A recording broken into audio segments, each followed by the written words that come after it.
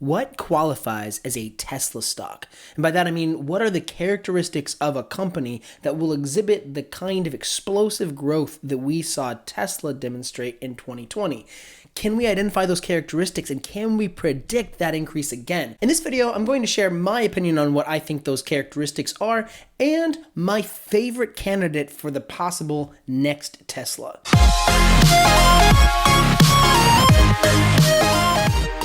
Hey, my name is Ben, and before I start this video, I want to be very clear about my intention. This is not a video where I list a bunch of growth stocks. This is a video that is very specifically about the unique characteristics of Tesla. Now, of course, one of the unique characteristics of Tesla is that it grew phenomenally in 2020.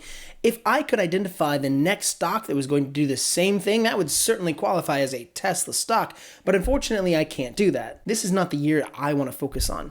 I actually want to focus on the year 2016, when I first bought Tesla in a dip. From 2016 until now, stockholders of Tesla have been through a lot. The safety and the risks of autopilot were questioned every single time there was a fatal collision. Tesla went through what Elon Musk called production hell as they tried to mass produce their Model 3s. Elon Musk was criticized for bailing out Solar City. And no one can forget the famous tweet when Elon Musk said funding was secure for Tesla to go private. So when I say I want to help you find the next Tesla stock, what I mean is I want to help you find the characteristics in a company that will help you identify something that will pay handsome rewards when you persevere through all of the criticism. And keep watching till the end when I share with you my favorite candidate for the next big Tesla stock and what I think will definitely be a big news item in 2021. So to that end, we want to identify 3 factors. And as I go over those, pay attention because what I'd really like to know is whether or not you think I'm leaving something out. 3 is a nice, simple number, but have I oversimplified? Is there something else that Tesla does that I'm missing? If so, let me know in the comments and probably I'll have some content to follow up in a later video. Anyway, 3 factors that we want to look for. Number 1, we want to find something that's controversial. Think back to when Tesla was criticized for simply being a luxury car brand, when autopilot was considered too daring, or when Tesla was considered too small to play in the big kids' playground. But why does a company have to be controversial? Well, it's pretty simple. If it's not controversial, it's probably already too expensive. Number 2, we want a company with a clear and exciting vision for the future.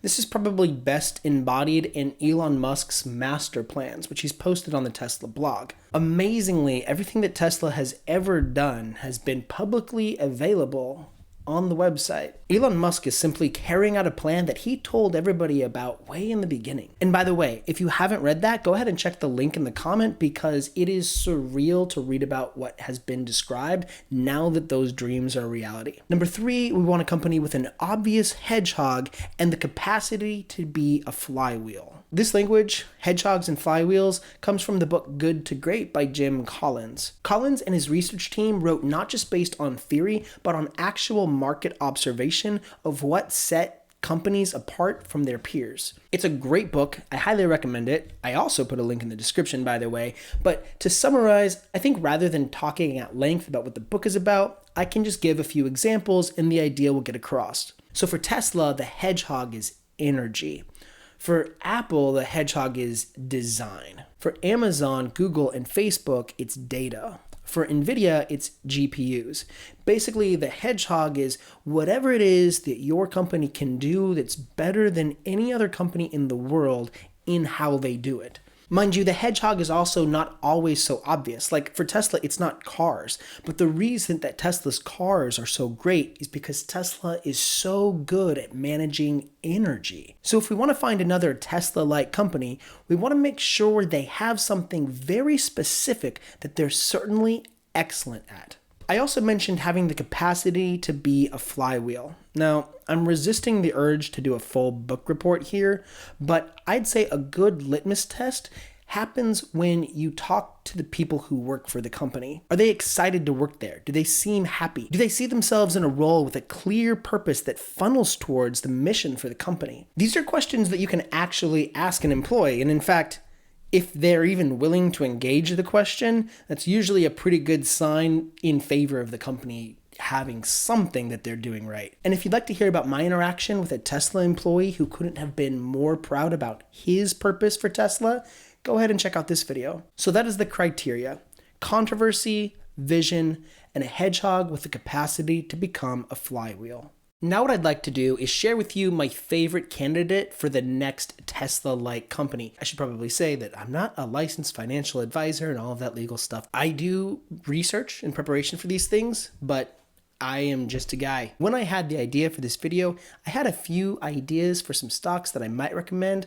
I didn't really think any one of them was perfect. And then I did additional research to see if there were any other likely candidates. And when I found this one, I got so excited, I kind of threw everything else aside and I decided to make my video focus on this one. But that being said, I only found out about it recently, which is okay because it also only recently IPO'd. The company is Palantir, ticker symbol PLTR. For this video, I want to focus on how Palantir satisfies the 3 criteria that I set forth. However, I do have a video recommendation if you'd like a more rich introduction to the company. I'll basically just say that it's a company that builds software solutions for the United States government and for large companies that need to interpret sets of data. So, what about this makes Palantir controversial? Well, there's actually so many levels of controversy involved in Palantir. First of all, their biggest client is the government. And so for people that are less trusting of the government, that causes problems.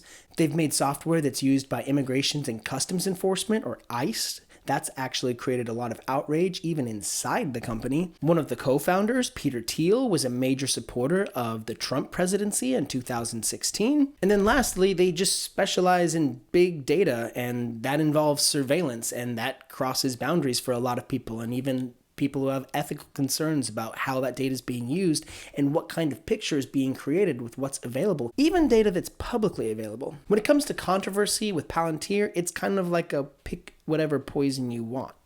There's no lack of it. What is Palantir's vision for the future? I can answer this question in 2 ways. One way is just by considering the big data aspect of what the company does. Peter Sondergaard said that information is the oil of the 21st century and analytics is the combustion engine. There is going to be a lot more data, AI, machine learning as time goes on. This is like the inevitable future. That is like akin to Tesla and self-driving cars. We're going that direction, whether or not people feel comfortable about privacy and boundaries. That's just the reality. But after watching several interviews with Alex Karp and even reading through their website, the utility of big data doesn't really seem what the company's all about. The company is actually all about serving the country and equity in jobs. Alex Karp called their product a cross between moral, philosophical, and technical. And when he describes what makes the company successful, he said, The interesting thing about Palantir is we only win big where we start from a moral thing. That's what actually motivates us, and that's what allows us to go deep enough on the tech thing to be disruptive. And when asked what the company does, he says they stop terror with data protection and innovate with jobs. Suffice it to say, Palantir has a very clear vision for the future. The last question is, does the company have a hedgehog and can it become a flywheel?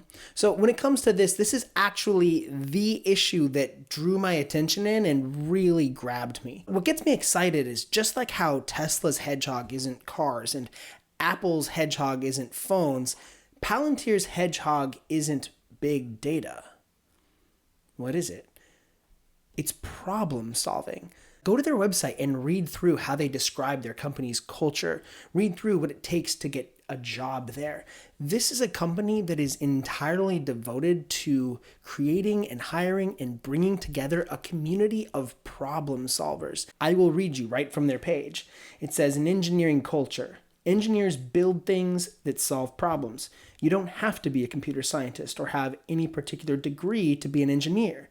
You just have to speak up when things aren't right, evaluate ideas on their merits, and build things that fix what's broken. At Palantir, we're all engineers, and we're focused on solving the hardest problems we can find.